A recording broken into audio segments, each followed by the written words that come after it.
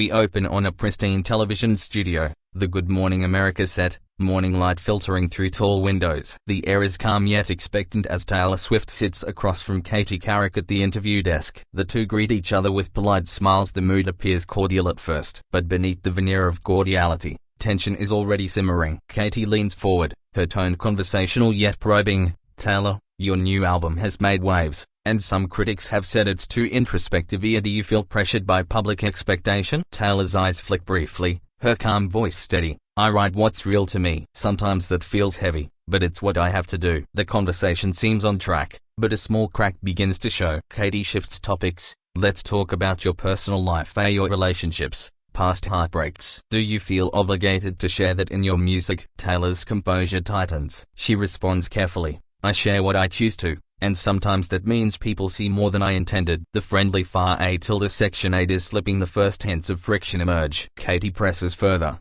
"But fans A and even the media A expect exclusives. Do you feel that expectation is unfair?" Taylor's voice becomes measured, yet defensive. "I'm human. I have boundaries. There's a difference between being honest and being stripped bare." The tension in the air deepens. Katie's follow-up question lands harder, "Yet, there are accusations you're controlling your image too tightly, too publicly. Some even say you manipulate narratives. What do you say to that?" Taylor's eyes narrow. She leans back and gathers strength. "I control what I can and my choices, my truth. But I can't control every story. That's not power, it's illusion." Now the conversation escalates. Katie's tone shifts to firmer, more insistent. "But when you label media outlets say biased or fans say entitled, don't you risk alienating people who've supported you?" Taylor's voice raises slightly. "I don't label A," I respond. "And yes, sometimes that upsets people, but I've learned silence sometimes hurts more than speaking." Katie's lips purse. "Some say your reactions are over the top, that your PR machine is reactive. That gives critics fodder. Is that fair to you?" Taylor's hands grip the table.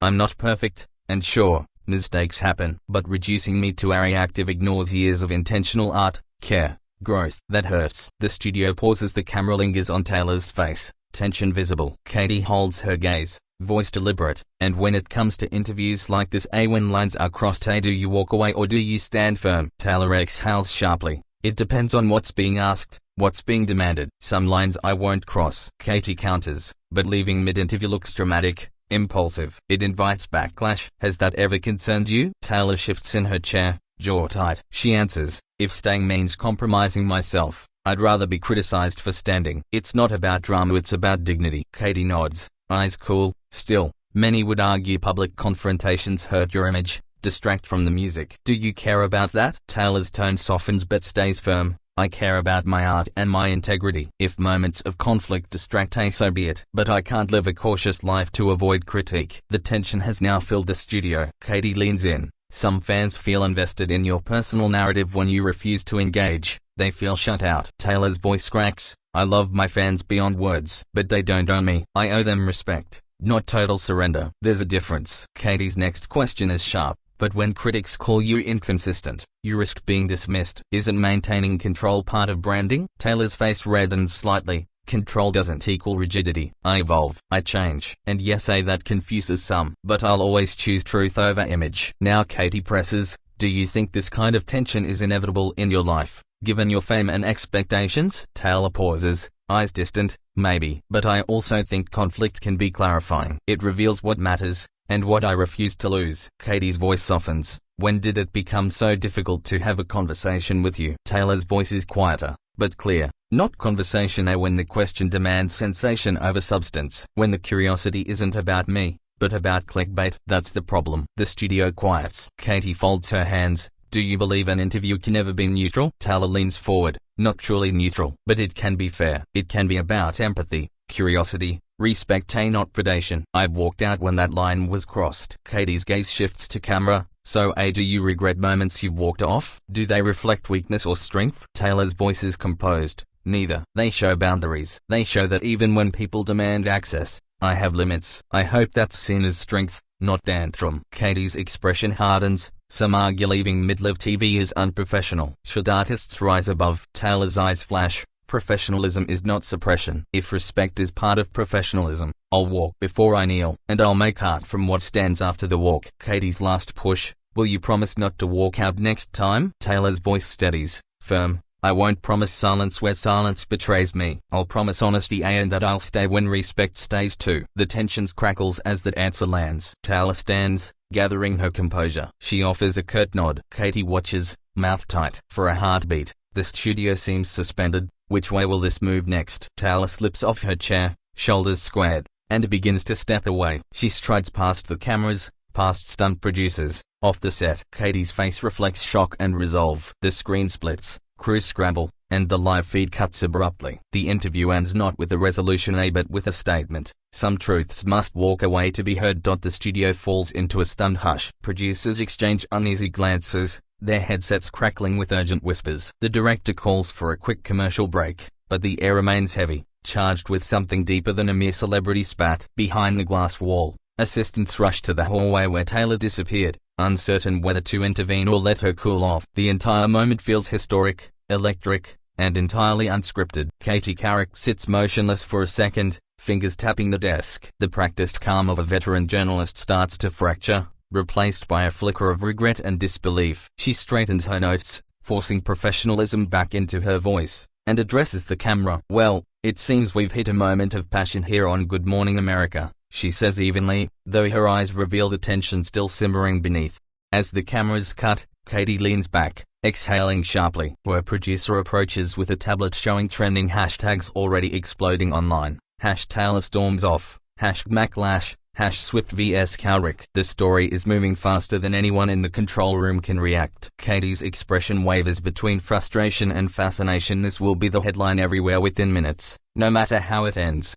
Down the hallway, Taylor walks briskly, security trailing just a step behind. Her face is unreadable, the kind of controlled expression she's mastered over years of fame. But inside, emotions collide: anger, exhaustion, and a sliver of sadness. She stops near a backstage door, gripping the handle, inhaling deeply as she fights to calm herself before deciding what comes next. An assistant calls softly, "Taylor, they just cut to commercial. They're asking if you'll come back." The words hang heavy in the air. Taylor closes her eyes for a moment, then replies, her voice steady but quiet, "Not if it means explaining why I left." "They'll twist it anyway." The assistant nods awkwardly, unsure whether to argue or let her statement stand. Back in the studio, Katie's earpiece buzzes with the producer's voice urging her to prepare a follow-up segment to fill time. She smooths her papers again, forces a small smile, and begins to ad-lib. "In moments like these," she says to the audience, "we're reminded that even the most composed artists are human." Her words are meant to soothe, but they also hint at subtle defensiveness. The internet, meanwhile, detonates with speculation. Clips of Taylor standing and leaving circulate within seconds. Comment sections overflow with divided opinions, some defending her right to walk away,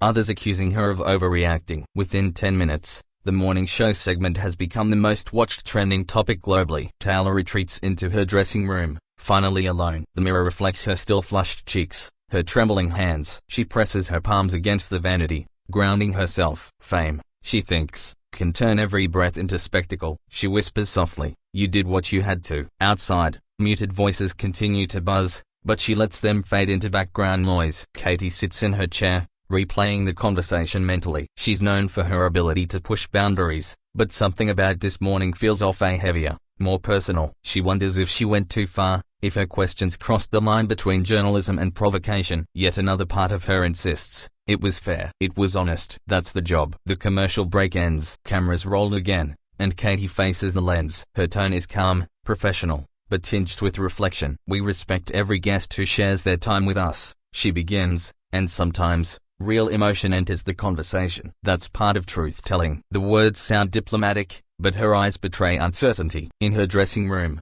Taylor scrolls through her phone. Notifications explode: texts from her manager, her PR team, and friends asking if she's okay. Some urge her to issue a statement, others suggest silence. Taylor sighs. "They always want control," she murmurs, "but sometimes the truth is in the mess." She turns the phone face down and stares into space. The PR director for GMA bursts into the control room, already drafting the show's official comment. "We'll frame it as a passionate exchange," she says briskly. "No confrontation, no bad blood, just intensity." A junior producer mutters, "The internet won't buy that." The director ignores him. Damage control is her art form. Across the city, morning commuters stream into offices, phones lighting up with clips of the altercation. Talk shows and news blogs begin splicing footage, looping Taylor's final words before she left. Analysts dissect her tone, her posture, even the pace of her breathing. It's not just an interview anymore, it's a public event, dissected like political theater. Katie checks her phone during a break. Messages from colleagues and friends flood in, some supportive, some critical. One text stands out from an old mentor: "You found the truth, but at what cost?" She stares at it for a long moment, then locks the screen. Maybe, she thinks, the cost of truth is sometimes misunderstanding. Taylor's publicist knocks slightly on her dressing room door, hesitant. "They're asking if you make a short comment, just to close it gracefully," she says. Taylor turns slowly. "Grace doesn't mean silence," she replies. "But I'll speak when I'm ready, not when it's convenient." Her tone is calm, final, the same resolve that's guided her career since day one. Meanwhile, the control room phones start ringing non-stop. News outlets, gossip sites, and fans demanding clarification. A young intern whispers, "This is going viral in 20 languages." The producer grimaces. "Then we ride a wave. Just make sure it doesn't drown us." Everyone knows there's no stopping it now. Hours later, Taylor exits the building quietly, flanked by security. The paparazzi outside erupt in flashes of light. She keeps her gaze forward, walking with calm defiance. No words, no statement, just silence that speaks louder than any press release. That image alone will dominate headlines for the rest of the day. Katie finishes the show, then retreats to her office. The room feels heavier than usual, the applause from the studio audience echoing faintly in her ears. She sinks into her chair, removing her earpiece, and whispers to herself, "Maybe next time, I'll ask different questions." There's no regret in her tone, just contemplation. By evening, Taylor's team releases a brief message: "Boundaries are healthy, respect is essential." No further comment. The statement is short, elegant, and perfectly in her voice. Fans rally behind her online, defending her decision and turning the hashtag into a movement about respect in media interviews. As night falls, both women reflect in silence. Taylor writes a few lines in her notebook, maybe a lyric, maybe just a thought. Katie rereads her notes, searching for lessons hidden within the chaos. Two powerful women, two sides of a single moment, are both learning that honesty, when unguarded, can ignite storms that change conversations forever. The morning after the incident, the city wakes buzzing with discussion. Newsstands display headlines in bold: "Swift storms outlive," and "Couric clash stuns viewers." Radio hosts debate who is in the right, social media reels replay the clip endlessly, and coffee shops echo with the question everyone's asking: was it justified or just drama? The moment has transcended entertainment, it's become a cultural conversation. Taylor wakes to the vibration of her phone, messages stacked in the hundreds. Her team is split between damage control and empowerment. One says, "We should clarify it was about respect." Another insists, "Let's turn this into a conversation about women in media." Taylor listens quietly, sipping her tea, eyes distant. "Let's not spin it," she finally says. "Let's tell it real or not at all." Across town, Katie sits in her kitchen, the morning sunlight streaking across her counter. Her husband places a newspaper beside her. "You made headlines again," he says lightly. She gives a tired smile. It's not the first time. Yet as she reads the articles, she feels a gnawing uncertainty. Had her pursuit of truth turned into provocation without her meaning to? The media frenzy grows. Talk shows host debates, with analysts dissecting tone, timing, and emotion. One pundit argues, Taylor reacted authentically. Too many interviews pushed too far. Another retorts, celebrities can't dictate the rules of journalism. The world loves conflict,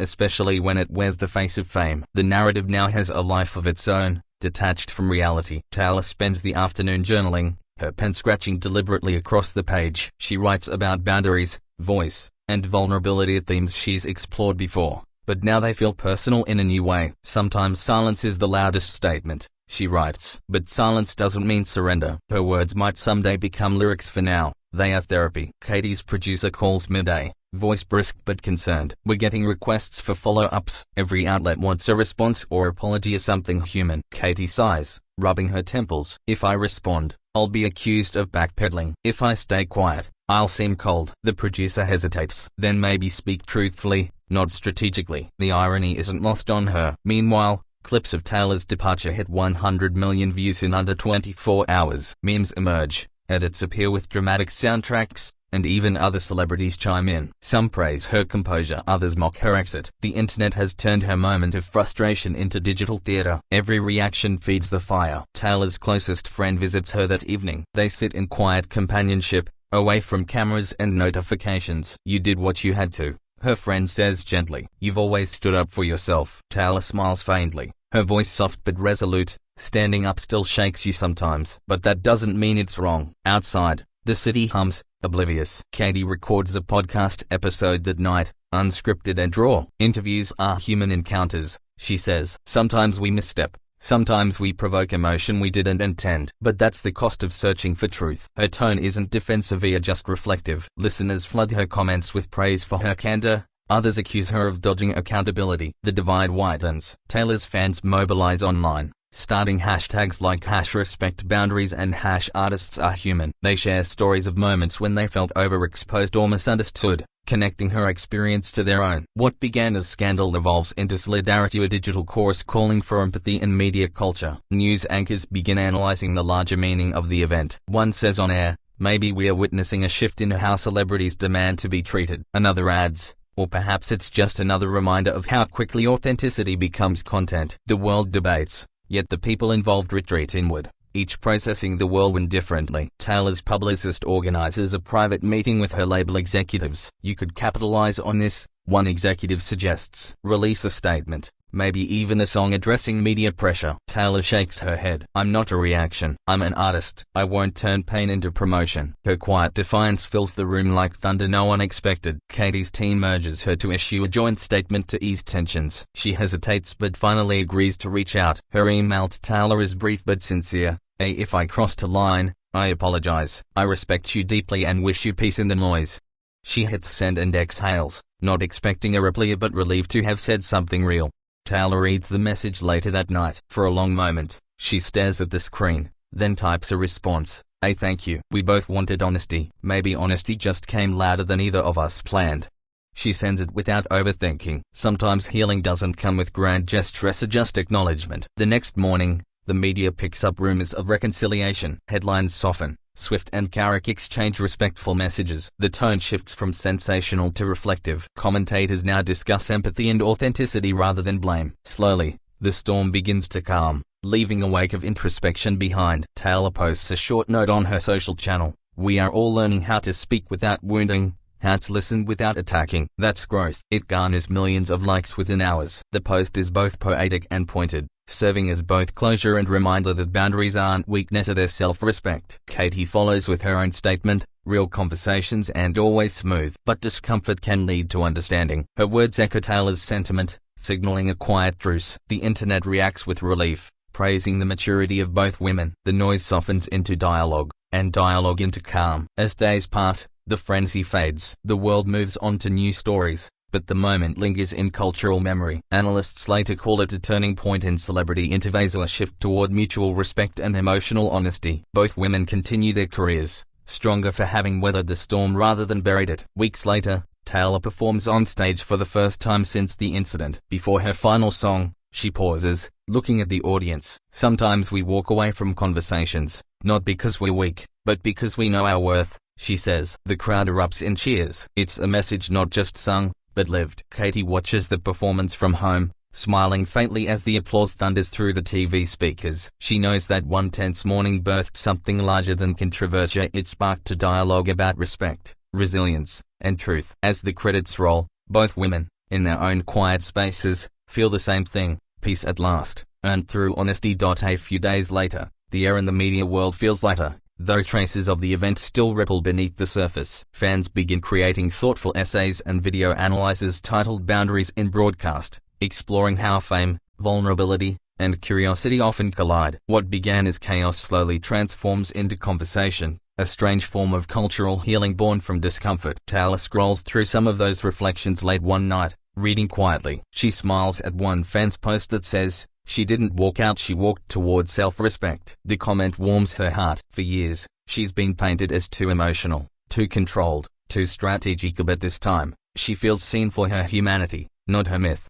Meanwhile, Katie is invited to speak on a journalism panel about the art of the interview. The moderator asks gently, "After what happened, do you think interviewers should change their approach?" Katie pauses, choosing her words carefully. "We shouldn't soften truth," she says, "but we should handle it with empathy." Curiosity without compassion becomes intrusion. The audience applauds softly. Later, as she leaves the stage, a young reporter approaches her. "That interview taught me more than any class ever could," he admits. Katie smiles, humbled. The moment, though painful, has evolved into a lesson, one that neither woman intended but both helped create. Taylor spends an afternoon at her piano, composing without expectation. The melody is quiet, almost hesitant, like an exhale after a long storm. She hums lines about walking away, not from anger but from exhaustion. Music has always been her language of understanding, and now it gives meaning to an experience words had twisted. The next week, she shares a snippet of that song online. The caption reads simply, "For anyone who's ever had to protect their peace." The melody spreads quickly,